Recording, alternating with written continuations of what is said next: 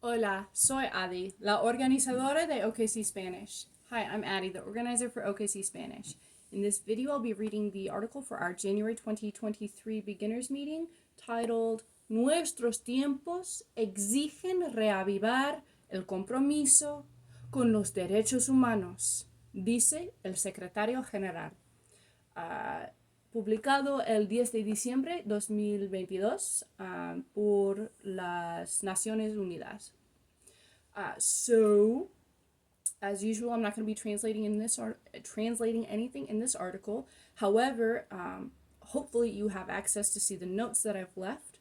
I've highlighted some certain vocabulary and phrases that I thought were pertinent or interesting or relevant to our group. For example, there's some use of the subjunctive, the present subjunctive in here. I've left a link to that describes the conjugation and when to use it from SpanishDick.com. And some of the words I've left notes on words that are easily confused with each other, like reflexionar versus reflejar. And I've explained some things like that. So hopefully those notes are helpful to you. If you have any questions, you hopefully should have the ability to leave a comment on the Google Doc so that I can see it and respond to you. Please don't make suggestions because I didn't write this and it's somebody else's work. So we're not going to make suggestions to this. You want to leave a comment. If you can't leave a comment, feel free to email me or send me a meetup on message or on Facebook, and I'll be happy to help you with any questions that you have. Bien, pues, on top of vocabulary and grammar, you can practice your listening comprehension with this video, but just by listening to me read it, seeing how much you can understand. You can practice your pronunciation. You hear me say something, you repeat it after me. You can practice your fluency, hearing me say the words in chunks or the sentences in pieces so that you can practice your liaison, blending those words together so we don't talk like that. We start out with fluency by having smaller bits, so it's a little bit of a William Shatner, Captain Kirk effect, but that does help you with your fluency in the long run. So hopefully you will get some good information and good practice out of this article. Pues empezamos. Los derechos humanos son la base de la dignidad humana y la piedra angular de las sociedades pacíficas, inclusivas, justas, igualitarias y, prósperas.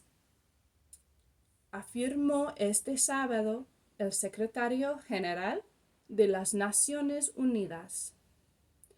En su mensaje, con motivo del Día de los Derechos Humanos, celebrado cada 10 de diciembre, Antonio Guterres alertó de los desafíos sin precedentes e interconectados que tienen que ver con esos derechos en la actualidad. La libertad de los medios de comunicación y la seguridad de los periodistas están en peligroso declive en casi todas las regiones del mundo, advirtió. Mencionó el aumento del hambre y la pobreza, calificándolo como una afrenta para los derechos económicos y sociales de centenares de millones de personas. También afirmó que el espacio cívico se reduce constantemente en tanto que desaparece la confianza en las instituciones, sobre todo entre la gente joven. Guterres citó como otro gran reto la proliferación sin control del racismo, la intolerancia y la discriminación, al igual que los altos niveles de violencia contra las mujeres y las niñas, exacerbado durante la pandemia de COVID-19. Agregó que la triple crisis planetaria del cambio climático, la pérdida de biodiversidad y la contaminación plantean aún más desafíos. Además, continuó, algunas nuevas tecnologías suponen nuevas amenazas a las garantías fundamentales sin que ni siquiera son del todo comprendidas todavía. Estos tiempos difíciles exigen que se reavive nuestro compromiso con todos los derechos humanos, civiles, culturales, económicos, políticos y sociales, subrayó. Esta visión se refleja en mi informe sobre nuestra agenda común, donde se reclama un contrato social renovado con los derechos humanos como eje, explicó. Para terminar su mensaje, aseveró que los derechos humanos son una fuerza unificadora y un clamor colectivo, un reflejo de la humanidad común que comparten todas las personas. Pues, so there was one word I wanted to pull out here that I actually messed up a little bit on and I corrected myself, but I did it because calificándolo. So make sure you're paying attention to your stress, your word emphasis with your tildes here. So calificándolo is one of those words to pay attention to. Pues bien.